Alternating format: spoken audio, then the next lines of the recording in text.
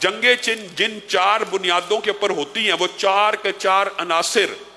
قریش مکہ اور مسلمانوں کے مابین موجود تھے۔ پھر جب انہوں نے جنگ کی تیاری کی، بہت بڑا لاؤ لشکر، 7 شوال کو سن 3 ہجری میں ہفتے کا دن تھا، انہوں نے مکہ سے کوچ کا ارادہ کیا اور نکلنے کا ارادہ کیا، اور اپنی طرف سے وہ اس نکلنے کو خفیہ رکھنا چاہتے تھے، لیکن رسول اللہ صلی اللہ علیہ وسلم کی بصیرت اور دانائی، ان کا کیا مقابلہ کہ وحی کے تابع ہے۔ رسول اللہ صلی اللہ علیہ وسلم نے چچا عباس کو مکہ میں چھوڑا ہوا تھا، اور مکہ کے مسلمان ان کو اپنے لیے ایک جگہ اور یعنی امن کی جگہ اور ایک پرسہ دینے والا اور ایک شکایت لگانے والا، اور جب ان کے اوپر ظلم ہوتا داد رسی کرنے والا شخص سمجھا کرتے تھے۔ تو چچا عباس نے رسول اللہ صلی اللہ علیہ وسلم کو جیسے ہی یہ لشکر نکلا لیٹر لکھ دیا، اور ایک ہرکارے کو کہا تیزی سے رسول اللہ صلی اللہ علیہ وسلم کو اس لشکر کی ساری جزیات بتا دیجئے۔ وہ ہرکارہ آیا، اچھا یہ بھی بات سمجھنے کی ضرورت ہے، رسول اللہ صلی اللہ علیہ وسلم نے لشکر کو روانگی سے لے کر مدینہ کے قریب پہنچنے تک اپنے چند ساتھیوں کے علاوہ کسی کو اطلاع نہیں ہونے دی۔ یہ بھی رسول اللہ صلی اللہ علیہ وسلم کی حکمت تھی کہ لوگ گھبرا نہ جائیں، میرے ساتھی پریشان نہ ہو جائیں۔ رسول اللہ کو لیٹر مل گیا 3 دن کے اندر اندر، لشکر کچھ دن بعد پہنچا۔ رسول اللہ صلی اللہ علیہ وسلم نے اس خط کا بغور مطالعہ کیا تو اس کے اندر یہ ڈیٹیل موجود تھی کہ 3000 کا لشکر ہے، 3000 افراد کے اوپر مشتمل ہے۔ اس کے اندر 700 زرہ بند سپاہی ہیں اور 200 گھڑ سوار ہیں ماہر، 200 گھڑ سوار ہیں، 700 زرہ بند ہیں، لشکر کی کل تعداد 3000 ہے۔ اور اے اللہ کے رسول، چچا عباس کہہ رہے ہیں، اور اس کے اندر اونٹوں کی تعداد انہوں نے لشکر کے تعداد کے برابر رکھی ہے، یعنی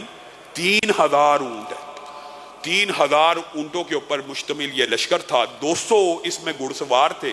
700 زرہ والے۔ رسول اللہ صلی اللہ علیہ وسلم نے بالکل اطمینان کے ساتھ اور بے چینی کو ظاہر کیے بغیر ان ساری معلومات کو اپنے پاس راز رکھ لیا، کسی سے شیئر نہ کی سوائے اپنے چند قریبی دوستوں سے، اور انہی میں سے جناب حباب کو بھیجا کہ مجھے یہ اطلاع ملی ہے عباس کے ذریعے، یہ جا تصدیق کر کے آ۔ انس اور مؤنس کو بھیجا فضالہ کے بیٹے کو، جاؤ مجھے یہ خبریں ملی ہیں۔ بعض احباب کو رسول اللہ صلی اللہ علیہ وسلم نے اعتماد میں لیا جو آپ کے لیے جاسوسی کا کام کیا کرتے تھے۔ اب یہ 3 اشخاص بھی جب گئے تو رسول اللہ صلی اللہ علیہ وسلم نے ان سے پوچھا، یہ جو میں اتنے بڑے لشکر جرار کی خبریں سن رہا ہوں کیا یہ درست ہیں؟ تو حباب نے بھی اس کی تائید کی اور انس اور مؤنس نے بھی اس کی تائید کی۔ تو رسول اللہ صلی اللہ علیہ وسلم نے ان سے ایک سوال کیا، کیا عورتیں بھی ساتھ لے کے آئے ہیں؟ تو انہوں نے کہا ہاں، آپ نے یہ جو سوال کیا ہم آپ کو یہ بتانا بھول گئے کہ یہ سپاہیوں کے علاوہ، ان 3000 کے علاوہ عورتیں بھی شامل ہیں۔ تو رسول اللہ صلی اللہ علیہ وسلم نے اس چیز سے یہ بات اخذ کی خود کہ یہ لشکر اس نیت سے آیا ہے کہ یہ فیصلہ کن جنگ ہو، کیونکہ عورتوں کو وہ ساتھ لے کے آتا ہے کہ جو یہ ارادہ کرے کہ میں نے اب یا مر کے جانا ہے یا میری عورت اگلے کی لونڈی اور کنیز بن جائے گی۔ گویا یہ پوری تیاری سے آئے ہیں اور پورے جوش اور ولولے سے آئے ہیں۔ تو رسول اللہ صلی اللہ علیہ وسلم نے ایسے موقع پہ جب تصدیق ہوگی، جب تک تصدیق نہیں تھی ہوئی کسی کو خبر نہ ہونے دی، جب تصدیق ہو گئی تو سب سے پہلے انصار کے سردار سعد بن ربیع کو بلا لیا اور آپ کو کہا یہ مجھے معلومات ملی ہیں، یہ ساری کی ساری معلومات آپ نے ابھی بھی راز میں رکھنی ہے، حالانکہ معلومات کنفرم ہو چکی تھی، ابھی بھی آپ نے راز میں رکھنی ہے۔ اب جب رسول اللہ صلی اللہ علیہ وسلم ان کو یہ باتیں کہہ رہے تھے، سعد کو جب آپ نے یہ کہہ دیا، یہ دیکھیے صحابہ رسول اللہ صلی اللہ علیہ وسلم کی بات کا کتنا خیال رکھا کرتے تھے۔ سعد اپنے گھر میں داخل ہوئے تو سعد کی بیوی نے کہا میں نے آپ کی اور رسول اللہ کی ساری باتیں سن لی۔ تو سعد نے جو رسول اللہ صلی اللہ علیہ وسلم سے وعدہ کیا تھا میں آپ کی بات راز رکھوں گا، آپ کے سینے کے اوپر ضرب پڑی اور آپ واپس دوڑتے ہوئے رسول اللہ صلی اللہ علیہ وسلم کی بارگاہ میں آئے، اے اللہ کے رسول، آپ نے مجھے کہا تھا راز رکھنے کا، راز تو افشا ہو گیا، آپ ہی کی بات میری بیوی نے سن لی ہے۔ تو رسول اللہ صلی اللہ علیہ وسلم کا خلی انہا، اس کو چھوڑ، انشاءاللہ یہ راز کی بات آؤٹ نہیں کرے گی۔ لیکن یہ صحابہ کا حدیث رسول کے اوپر عمل کرنے کا جو جذبہ تھا، اللہ کے رسول آپ بعد میں یہ نہ کہنا کہ راز کی بات مجھ سے نکل گئی۔ اب یہ ساری کی ساری باتیں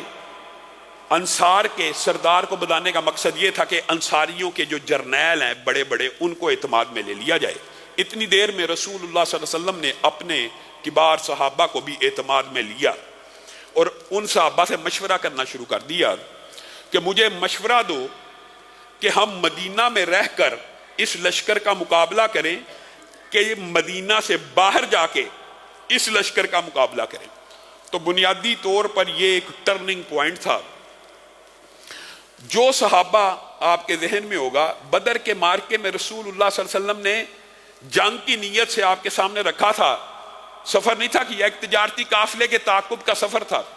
تو جو صحابہ بدر میں پیچھے رہ گئے، بدر کی فضیلتوں کی آیتیں نازل ہو چکی تھی، ان کے دل میں ایک جوش اور جذبہ پیدا ہوا اور وہ کہنے لگے اللہ کے رسول، بدر میں تو ہمیں موقع نہ مل سکا، اب آپ ہمیں لے کے چلیے، اب ہم اپنی جانیں آپ کے اوپر نچھاور کر دیں گے، جو آپ کہیں گے ہم لڑیں گے۔ رسول اللہ صلی اللہ علیہ وسلم نے اپنے صحابہ کے جذبات کو، نوجوانوں کے ولولے اور جوش کو دیکھا، آپ خوش ہوئے، لیکن کہنے لگے میرا مشورہ یہ ہے کہ جو شہر ہوتا ہے وہ ایک قلعہ بند فصیل کی طرح ہوتا ہے، ایک ڈھال کی طرح ہوتا ہے۔ جب وہ ادھر آئیں گے تو زیادہ دیر تک محاصرہ نہیں کر سکیں گے، ہمارے پاس اندر کھانے پینے کا سامان ہوگا، ہم پتھروں سے، مفہوم یہ ہے کہ بڑی آسانی سے ان کا مقابلہ اندر رہ کے کر سکیں گے۔ لیکن صحابہ کے مسلسل اصرار کی وجہ سے، اور رسول اللہ صلی اللہ علیہ وسلم جب مشاورت کیا کرتے تھے، آپ کا یہ انداز ہوا کرتا تھا کہ آپ لوگوں سے رائے لے لیا کرتے تھے اور صحابہ کو رسول اللہ کے انداز کا فرق بھی پتہ ہوتا تھا کہ یہ رسول اللہ مشاورت کر رہے ہیں یا اپنا حکم سنا رہے ہیں۔ صحابہ کے علم میں تھا یہ ابھی مشاورت ہو رہی ہے، لیکن بعض صحابہ کو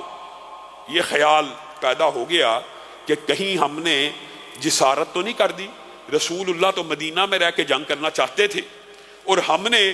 رسول اللہ کو اصرار کر کے مشورہ دے کے مدینہ سے نکلنے کا حکم دے دیا۔ تو صحابہ میں غم کی لہر دوڑ گئی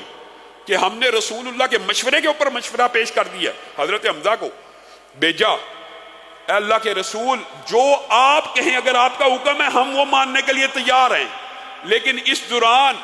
رسول اللہ صلی اللہ علیہ وسلم جنگ کا لباس پہن چکے تھے، جنگ کا لباس پہن چکے تھے۔ رسول اللہ صلی اللہ علیہ وسلم کے بعد جب حمزہ آئے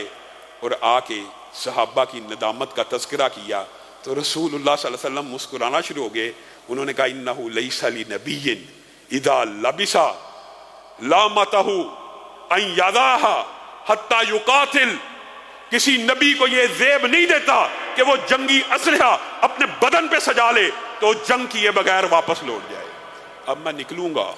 وشاورہم فی الامر فَإِذَا عَزَمْتَ فَتَوَكَّلْ عَلَى اللَّهِ۔ رسول اللہ صلی اللہ علیہ وسلم کے بارے میں اللہ رب العزت نے یہ اتنی بڑی خصوصیت رسول اللہ کی بیان کی ہے، وَلَوْ كُنْتَ فَظًّا غَلِيظَ الْقَلْبِ لَانفَضُّوا مِنْ حَوْلِكَ۔ آپ اپنے ساتھیوں سے مشورہ کرنے والے ہیں، آپ ان کے لیے مغفرت کی دعائیں کرنے والے ہیں، آپ ان کے لیے معافیاں مانگنے والے ہیں، اور اگر آپ نرم دل نہ ہوتے اور اگر پیار کرنے والے نہ ہوتے تو آپ کے ارد گرد یہ ہزاروں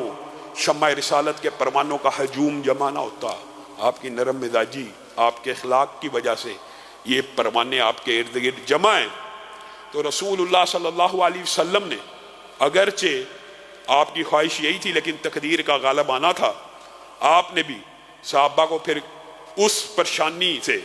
اور وہ جو ندامت سے اس سے نکال دیا کہ اب کوئی بات نہیں، اب ہم نے فیصلہ کر لیا اور یہی مسلمانوں کا بھی طرز عمل ہونا چاہیے۔ آپ مشاورت کر لیں، اچھی طرح سوچ سمجھ لیں، بھائیوں نے مشاورت کی، باپ بیٹے نے کی، چچا بھتیجے نے کی، اللہ کے لیے۔ یہ بھی ہمارے معاشرے میں المیہ ہے، یہ بات آتی ہے ضمنی طور پہ سیرت کے اندر۔ رسول اللہ صلی اللہ علیہ وسلم نے ساری زندگی احد کی شکست کے بعد بھی ان صحابہ کو تانا نہیں دیا کہ تمہاری وجہ سے میں باہر نکلا تھا۔ جب مشورہ ہو گیا، اس کے بعد جو فیصلہ ہو گیا وہ کلیکٹیو وزڈم ہے، وہ کلیکٹیو ڈیسیژن ہے، پھر بعد میں کہنا تیرے مشورے دی وجہ تو بیڑا غرق ہو گیا۔ تو کیا سی فلاں جگہ انویسٹمنٹ کر، تو کیا سی یہ کر، یہ کام درست نہیں ہے۔ اور جب انسان توکل کر لیتا ہے تو اللہ تعالیٰ، یہ بھی بعض محدثین نے بڑی تفصیل سے لکھا ہے کہ کئی مرتبہ اللہ پہ توکل کرنا اتنی بڑی نعمت بن جاتا ہے کہ غلط مشورے کے اندر اللہ تعالیٰ برکت ڈال دیتا ہے کہ اللہ پہ توکل کر لیا، مشورے کی سنت پوری کر لی، پھر اللہ پہ توکل کر لیا تو بات ختم، پھر یو ٹرن اور پھر ایک دوسرے کو لعنت ملامت کرنا، یہ سنت سے ثابت نہیں ہے۔ تو رسول اللہ صلی اللہ علیہ وسلم جب نکلے، آپ نے نکلنے کے لیے بھی بہت عمدہ وقت کا انتخاب کیا۔ رسول اللہ صلی اللہ علیہ وسلم کو جب اطلاع ملی کہ اب کفار کا لشکر اس ٹائم گہری نیند میں سو چکا ہے، رسول اللہ صلی اللہ علیہ وسلم نے اس سے پہلے اپنے سارے لشکریوں کو یہ حکم دے دیا تھا کہ تیار رہو، کسی وقت بھی ہم کوچ کریں گے۔ لیکن رسول اللہ صلی اللہ علیہ وسلم نے ٹائم نہیں تھا بتایا کہ اگر ان کا کوئی جاسوس ہو ادھر علاقے میں پھرتا ہو تو اس کو خبر نہ ہو۔ خود رسول اللہ صلی اللہ علیہ وسلم نے اپنے صحابہ سے بھی نکلنے کا وقت پوشیدہ رکھا۔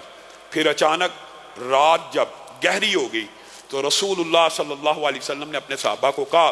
اب نکلو، اب اٹھو، دشمن گہری نیند سو چکا ہوگا اور ہم اچانک اس کے سر کے اوپر جا کے پہنچ جائیں گے۔ اس وقت تمام صحابہ کو پھر رسول اللہ صلی اللہ علیہ وسلم نے نکالا۔ انشاءاللہ آئندہ آنے والے خطبے میں یہیں سے احد کے جو تفصیلات ہیں اور جو رستے کے واقعات ہیں آپ کے سامنے رکھیں گے۔ اللہ رب العزت جو کہا گیا، جو سنا گیا، اس کو سمجھنے کی توفیق عنایت فرمائے۔